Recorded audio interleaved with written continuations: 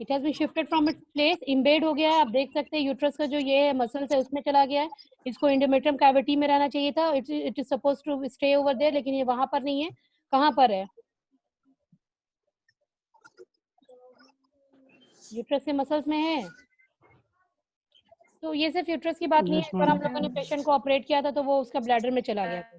Uterus के just नीचे आपका ब्लैडर होता है ना, तो ब्लैडर में चला गया था। वो पता नहीं वो कैसे गया था, पेशेंट को ये चीज पता भी नहीं थी। पेशेंट बस सिम्टमलेस, वो सिम्टमलेस थी, लेकिन उसके बाद जब वो ब्लैडर में गया तब उसको ऑल ऑफ सडन पेन होने लगा। We sent for ultrasound and sonography, तब पता चल रहा है कि वहाँ पे कॉपर्टी आपका उसका ब्लैडर में आगे फंसा हुआ, तो वी नीडेड, फिर उसको ऑपरेट करके निकालना पड़ा। तो दीज आर द थिंग्स कि वो हम लोगों को देखना पड़ता है। That is why regular checkup के लिए बुलाया जाता है। क्लियर? आइदर इम्ब्लेडेड और डिस्प्लेस। डिस्प्लेस करने का क्या मतलब हुआ कि it is move from its place. जिस प्लेस एंड पोजीशन पे इसको होना चाहिए वो उस पे वहां पे नहीं रह पाता है। Got it? Yes, ma'am. Okay, now it comes to आपका इंडोमेट्रियोसिस। इंडोमेट्रियोसिस मैंने बताया था कि इंडोमेट्रियोसिस किसको बोलते हैं और इंडोमेट्रियोसिस किसको बोलते हैं? Swelling of, Endometrium. Okay good, सही है। और सर्वाइकल इंजरीज भी हो सकती है अगर कोई बहुत ज्यादा ट्रेंड नहीं है। जैसे कल आपने देखा था कि वो जो रेड कलर का पोर्शन जिसको हम लोग सर्विक्स बोल रहे हैं, उसको हम लोग को पहले एलिस से पकड़ना होता है, ठीक है? तो लेकिन अगर आप ट्रेंड नहीं होंगे और आपको सही से पता नहीं है कि how to handle with the things, तो अब मुश्किल हो सकती है, you can cause injury also. तो सर्विक्स में इंजुरी हो सकती है। ग्रेट। और दूसरी बात, नल्ली पैरस। नल्ली पैरस मैंने बताया था कि नल्ली पैरस में इट इज नेवर एडवाइज आईयूसीडीज। नल्ली पैरस को कभी भी हम लोग आईयूसीडीज एडवाइज नहीं करते हैं। सपोज दैट कोई भी न्यूली मैरिड है, वो नल्ली पैरस ही होगी ना, ऑब्वियसली वो फीमेल, जब वो शादी उसकी नई नहीं हुई है। We are talking about the Indian system, अभी इसकी बात कर रहे हैं हम लोग, फॉरेन्स की बात नहीं हो रही है।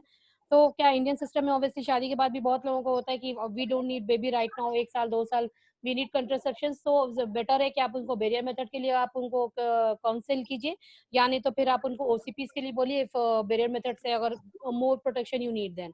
But never go for IUCDs. आप ऐसा नहीं कि आईयूसीडीज लगवा लीजिए कि अगर अच्छा 3 साल का चाहिए तो 3 साल में आईयूसीडी लगवा लीजिए, क्योंकि एंडोमेट्रियम चेंजेस आते हैं तो फिर बाद में कंसीव करने में प्रॉब्लम होगी। ठीक है,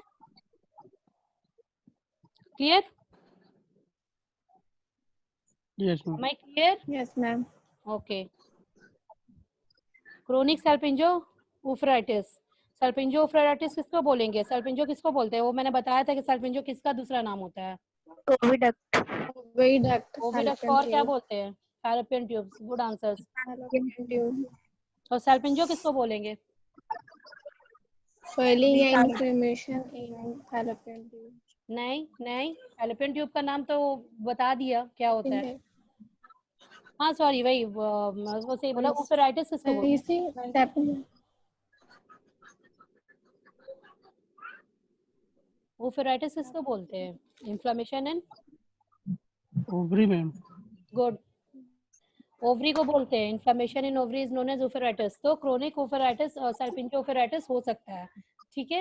ओवरीज में स्वेलिंग आ सकती है या फैलोपियन ट्यूब्स में स्वेलिंग आ सकती है। Clear? Come on the advantages. Advantages क्या होगा कि जहाँ पे ओसीपीज रिकमेंडेड नहीं है, कॉन्ट्राइंडिकेटेड है, सबसे पहली बात क्या आप वही लिखेंगे कि जहाँ पे कॉन्ट्राइंडिकेटेड होगा वहाँ पे आईयूसीडीज यूज करेंगे।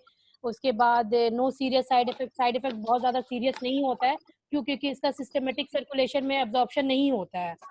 तो क्या होगा कि बहुत ज्यादा साइड इफेक्ट नहीं होगा। लेकिन अगर आप ओसीपीज खा रहे हैं, इट्स लाइक कि 5 years तक आप खाते हैं, तो आपका it increases the chances of breast cancer.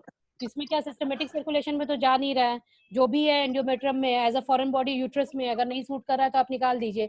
But ये पूरे ओवरऑल बॉडी को तो डिस्टर्ब नहीं करेगा, पूरे ओवरऑल बॉडी के मेटाबॉलिज्म को डिस्टर्ब नहीं करेगा लाइक ओसीपीज, क्योंकि वो हम खाते हैं।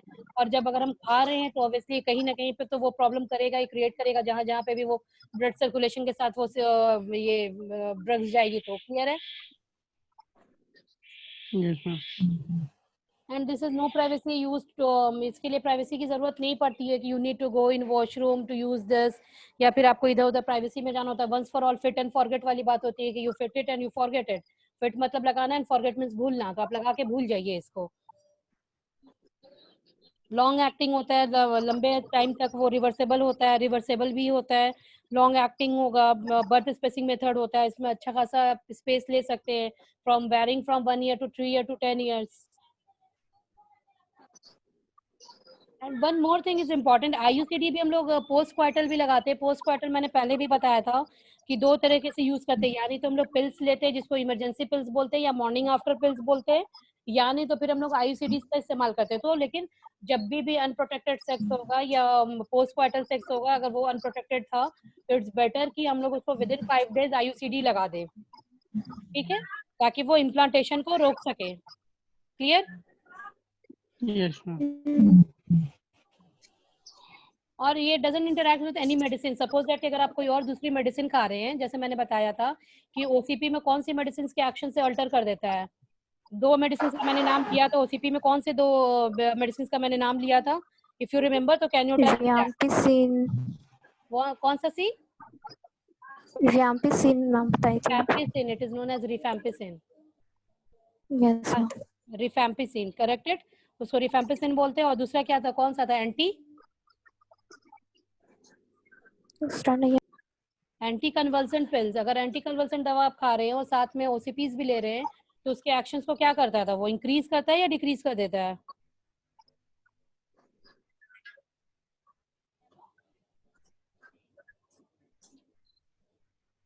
ध्यान से सुना कीजिए। मेंटेन कर रखता है।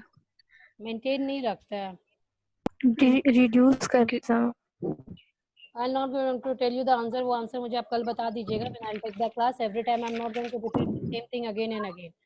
ये चीज हम इतना समझ सकते हैं कि यू आर मैच्योर एनफ कि एक बार कोई चीज समझा दी जाए तो आप समझ सकते हैं, है ना? क्योंकि पोएम्स जो बच्चों को पढ़ाया जाता है, एक बार नहीं 10 बार पढ़ाया जाता है ताकि बच्चे याद कर ले। बड़े लोगों को समझाया जाता है। You can just tell them, you can just guide them कि हाँ आपको ऐसे ऐसे पढ़ना और ये सारी चीजें पढ़नी है। Each and everything and each and every sentence I will tell you and you will write down and you will again tell me that. ऐसे सीनियर्स का पढ़ने का तरीका ये नहीं होता है। And no hormonal side effects. इसका हार्मोनल कोई साइड इफेक्ट्स नहीं होता है। और क्या होगा? एंड नो अमेंट ऑन उसको कोई इफेक्ट हो नहीं। ब्रेस्ट फीडिंग पे भी, क्वालिटी ऑफ मिल्क पे भी कोई इफेक्ट नहीं आता है। ठीक है, क्लियर? तो ये आपका ICD से भी कंप्लीट हो गया एंड OCD भी कंप्लीट हो गया। No let me share my screen and show you कि what we are going to study next.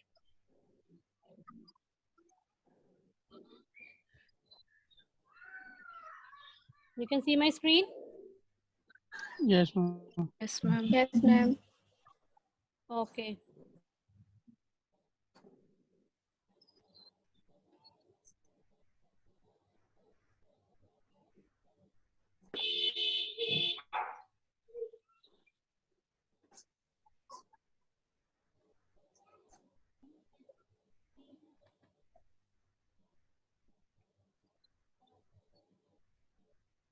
This is the things you can see। आपको जो लिखा हुआ होगा, ये जो एक फिगर है, this we are mainly main concern about, जिसके लिए हम लोग मेन कंसर्न है जो हम लोग पढ़ रहे हैं। ठीक है,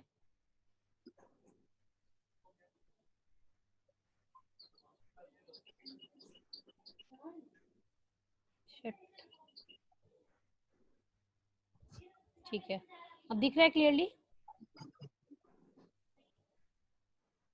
सी Yes, ma'am. What it is written, steroidal contraceptives. तो हम लोग जो बात कर रहे हैं अभी, क्योंकि हम लोग मेडिसिन के इस पे तौर पे बात कर रहे हैं, प्रिवेंटिव सोशल मेडिसिन पे बात नहीं हो रही है, तो we are talking regarding the medicine कि इसमें कौन कौन से मेडिसिन आएंगे। That's why we are talking about the steroidal contraceptives. Steroidal contraceptives में wait, need to mute it.